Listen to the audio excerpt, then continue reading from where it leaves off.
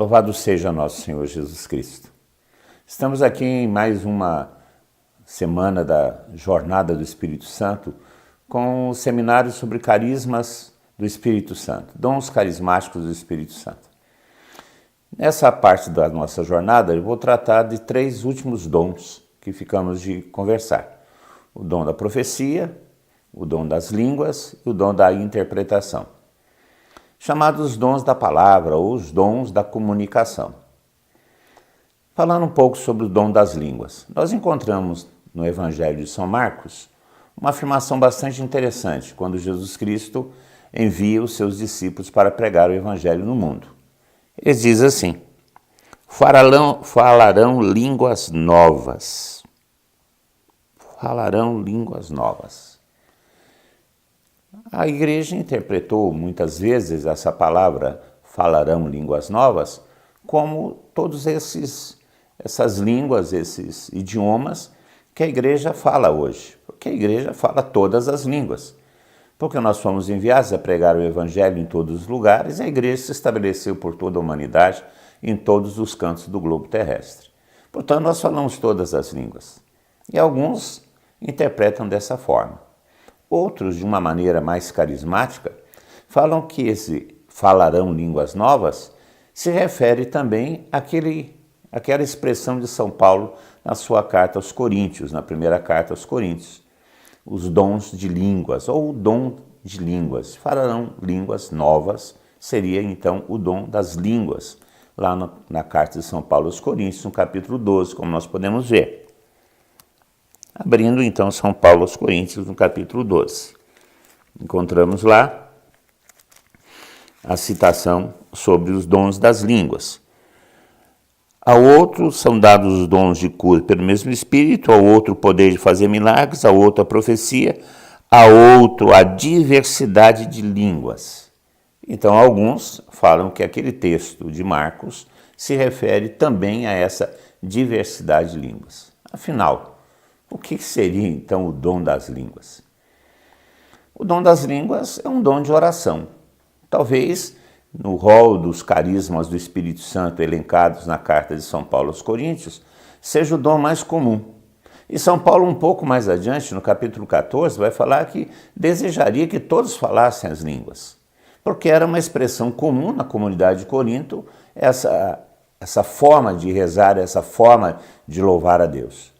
Louvar a Deus através de sons inarticulados, de sons que não são possíveis de serem traduzidos, mas na realidade expressam um sentimento interior, expressam um sentimento, um desejo, uma realidade de louvor e de oração a Deus. Essa expressão dom de línguas acabou causando muitas vezes confusões dentro da própria igreja, porque sendo uma linguagem articulada e que não se aproveita a inteligência, como o próprio São Paulo diz, muitas vezes foi colocado como uma coisa exagerada, uma coisa escandalosa e nem sempre foi muito aceito na igreja, sobretudo nesses últimos tempos. Mas nós podemos falar do dom das línguas de 2 formas e assim fazer a comunhão das 2 maneiras de ver. Lá em São Marcos falarão línguas novas e em São Paulo a diversidade de línguas. Nós podemos falar que existe um carisma das línguas chamado xenoglossia, que significa falar de fato outros dialetos conhecidos ou dialetos até já extintos, línguas conhecidas ou línguas até extintas. Isso pode ter acontecido inclusive no dia de Pentecostes, quando eles falaram línguas de todos os povos que estavam lá. É chamado de xenoglossia. Você fala na sua língua e cada um entende na sua. Ou mesmo você, imediatamente por um dom do Espírito Santo, você recebe aquela capacidade de falar uma língua, um dialeto que você não conhecia. Isso é chamado de xenoglossia. Conheci uma vez uma freira que experimentou esse carisma numa missão da África, quando ela falava em português e a própria tribo entendia na sua própria língua. E mais tarde da missão, outras tribos foram acrescentadas àquela primeira e cada uma delas entendia o que a freirinha pregava em português e entendia no seu dialeto africano. Esse é o dom das línguas também. é o chamado de xenoglossia.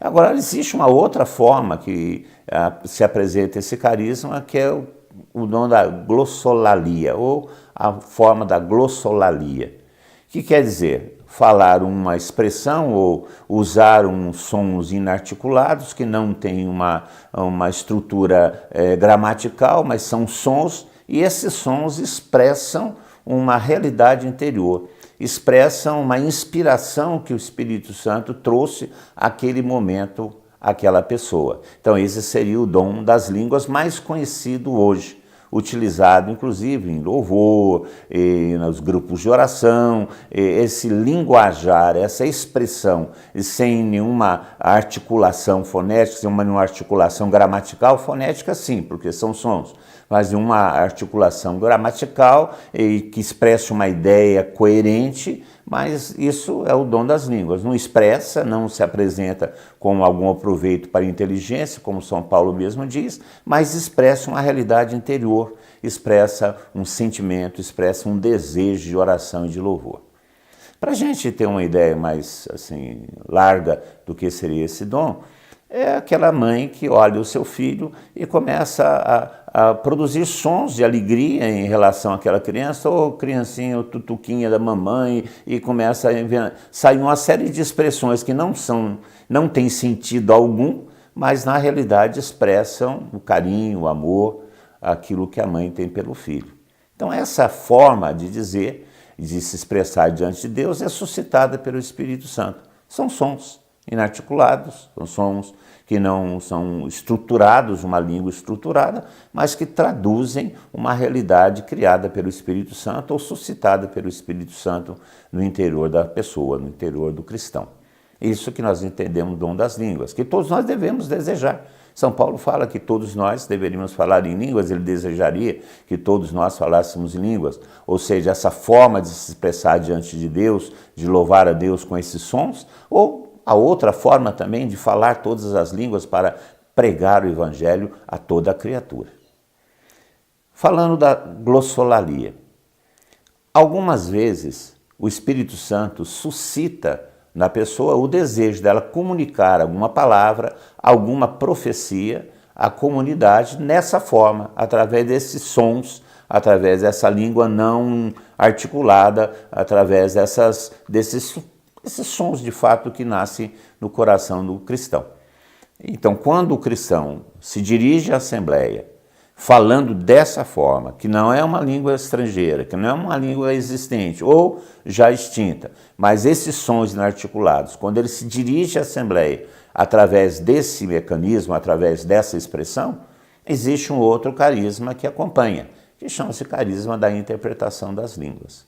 Portanto, o carisma da interpretação das línguas, que é um outro carisma, ele acompanha o dom das línguas quando esse dom das línguas é utilizado para a profecia, para comunicar alguma palavra, para exortar, edificar, construir a comunidade.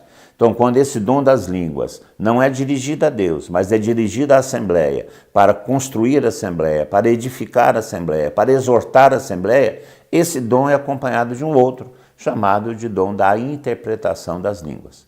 Não é a tradução, mas a interpretação.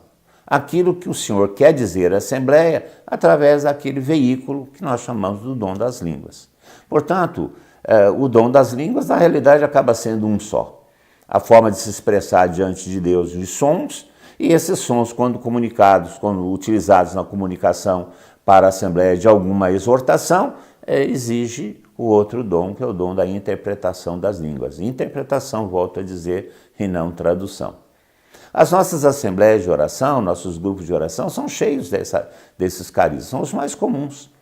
Como receber esses carismas? Se abrindo ao Espírito Santo, não tendo medo, ultrapassando a barreira da nossa racionalidade, porque sendo uma expressão daquilo que está no nosso coração e que não é traduzido pela nossa inteligência, pela nossa racionalidade, nós temos um certo temor e ficamos até um pouco inseguros daquilo que nós estamos dizendo. Mas, entendendo que é uma ação do Espírito Santo em nós, para oração ou para comunicar algo para a Assembleia, nós devemos nos abrir a ele sem medo algum. A oração em línguas é bem característica da renovação carismática. Aliás, existem algumas publicações, e uma delas, bem do começo da renovação, falava Eles Falam Outras Línguas. É um livro bastante interessante que já no início da renovação carismática falava desse carisma, do carisma das línguas, ou de uma forma da glossolalia ou da forma xenoglossia, que significa falar outras línguas ou falar sons que expressam uma realidade interior. E isso, quando é utilizado para pregar ou anunciar alguma coisa à Assembleia, acompanha o dom da interpretação das línguas. São dois dons importantes.